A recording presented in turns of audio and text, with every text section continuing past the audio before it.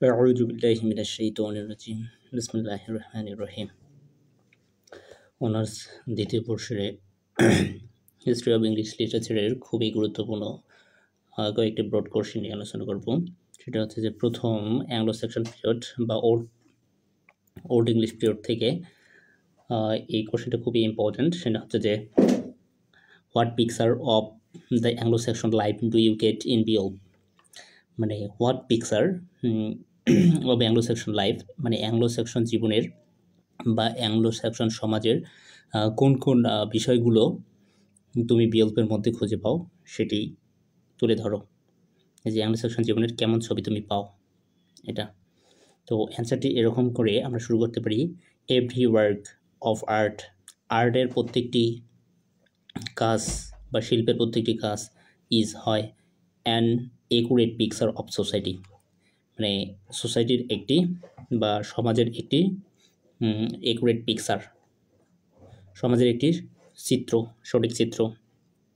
তাহলে every work প্রত্যেকটি কাজ অফ আর্ট, মানে আর্টের প্রত্যেকটি কাজ, যেমন ধরো যে শিল্পী যে কবিতা আছে, কবিতা বা গান, লোকসঙ্গীত কিংবা বিভিন্ন ধরনের যে আর্ট আছে, এই আর্টের প্রত্যেকটি কাজেই একটা সমাজকে প্রতিনিধিত্ব করে বা সমাজকে তুলে ধরে, এই বিষয়টা বোঝানো হয়েছে এখানে।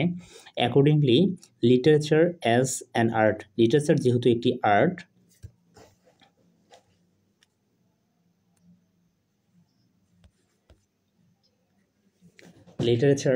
লিটারেচার যেহেতু এটি একটা আর্ট, তো an imitation of human life and action, it is a reflection of the human society. বলতেছে যে অতএব শিল্প হিসেবে সাহিত্য হলো মানব জীবন এবং কর্মের অনুকরণ, এটি মানব সমাজের প্রতিচ্ছবি, যে ইট ইজ এ রিফ্লেকশন, মানে এটা একটা প্রতিচ্ছবি অফ হিউম্যান সোসাইটি, মানব সমাজের একটা প্রতিচ্ছবি।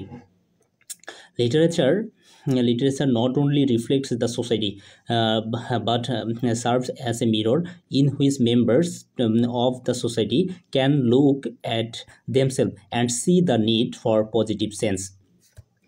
মানে এটার মানে হচ্ছে যে literature not only reflects the society, literature শুধুমাত্র সোসাইটিকেই তুলে ধরে না, কিন্তু সার্ভ করে বা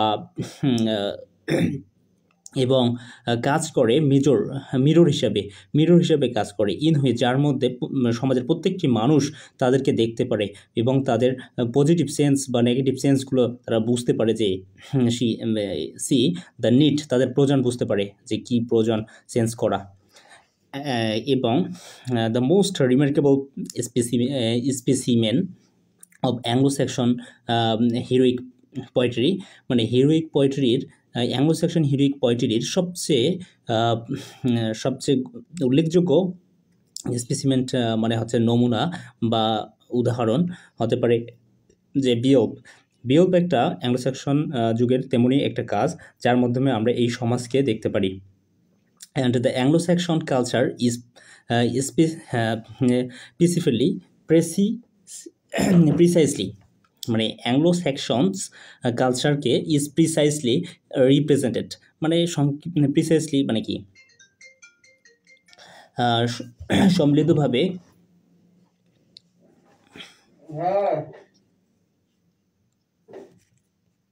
অ্যাংলো সেকশন পোর্ট্রেট তুলে ধরেছে আর কি, প্রিসাইসলি রিপ্রেজেন্ট পুরোপুরিভাবে তুলে ধরেছে, এবং পোর্ট্রেট তুলে ধরে ইন বিওল্পের মধ্যে থ্রু ইটস মেইন ক্যারেক্টার্স, মানে বিওল্পের মেইন ক্যারেক্টারের মাধ্যমে অ্যাংলো সেকশন কালচারগুলোকে তুলে ধরে, এবং হিজ রেসপেক্টেড অ্যাকশনস, এবং তার যে কর্মের মাধ্যমে এটা তুলে ধরে। Beowulf in its thrilling tale, Beowulf কি in its thrilling tale of a warrior, একটা ওরিয়র মানে কি যোদ্ধার, একজন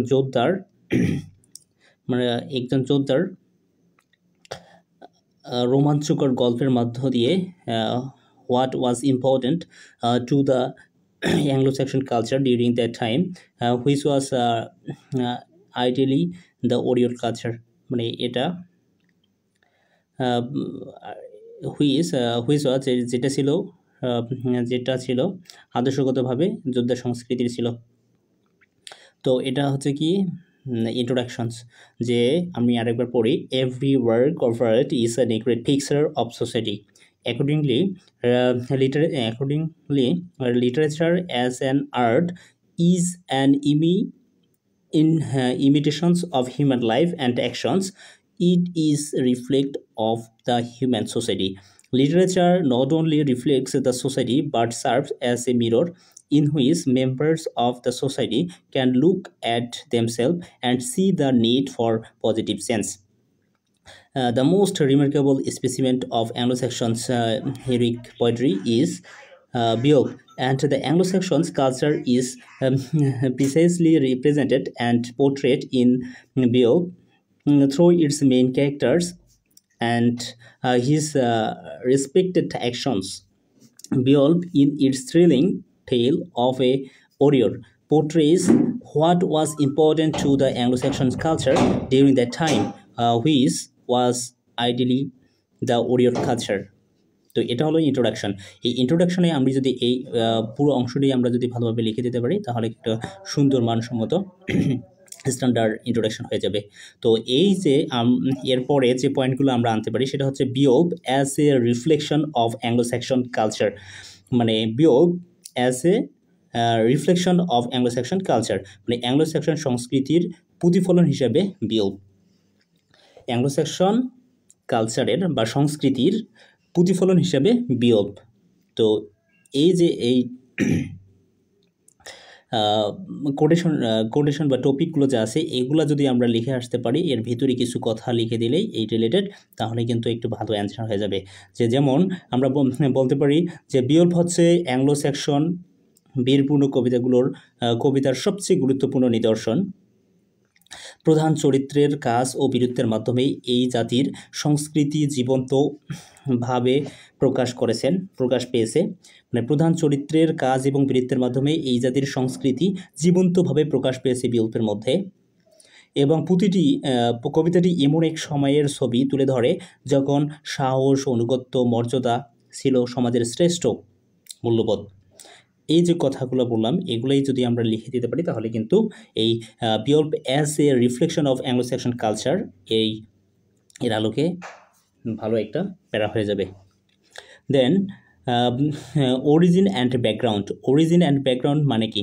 উৎপত্তি এবং প্রেক্ষাপট। মানে আমরা এই বিয়োল্পের মাধ্যমে ওই অ্যাংলো স্যাকশন জাতির অরিজিন এবং ব্যাকগ্রাউন্ড জানতে পারি, প্রেক্ষাপটটা জানতে পারি। আমরা জানি বিয়োল্পের মাধ্যমে আমরা জানতে পারি যে অ্যাংলো স্যাকশন জাতিটা আর কি, তারা ছিল অ্যাংলেস স্যাকশন জুট জাতির মিশ্র বংশোদ্ভূত। তারা ছিল আসলে একটা জাতি নয়। অ্যাংলো স্যাকশন মানে কি? অ্যাংলেস স্যাকশন এবং জুট জাতির সংমিশ্রণে একটা জাতি। তারা নরমান বিজয় পর্যন্ত ইংল্যান্ড এবং ওয়েলস রাজত্ব করে। মানে তাদের আমরা এর আগে একটা ভিডিওতে দেখছি তারা 7টি অঞ্চলে বা রাজ্যে বিভক্ত হয়েছিল। ওয়েসেক্স, সাসেক্স, তারপর হচ্ছে যে ওয়েলস, বেইট, এরকম 7টি রাজ্যে তারা বিভক্ত হয়েছিল। তাদের মধ্যে নরমানরা ছিল কি ইংল্যান্ড এবং ওয়েলসের সদস্য, ওয়েলস রাজ্যের অন্তর্ভুক্ত। তাদের বিভিন্ন উপভাষা পরে মিলিত হয়ে প্রাচীন ইংরেজি ভাষা তৈরি করে। মানে এবং আমরা আরও দেখতে পাই যে ঘটনাগুলো স্ক্যান্ডিনেভিয়ায় হলেও কবিতাটি অ্যাংলো স্যাকশন মূল্যবোধকেই প্রকাশ করে। আর স্ক্যান্ডিনেভিয়ান একটা হচ্ছে অঞ্চল, এ সম্পর্কে আমরা এর আগে একটা ভিডিওতে কথা বলছি।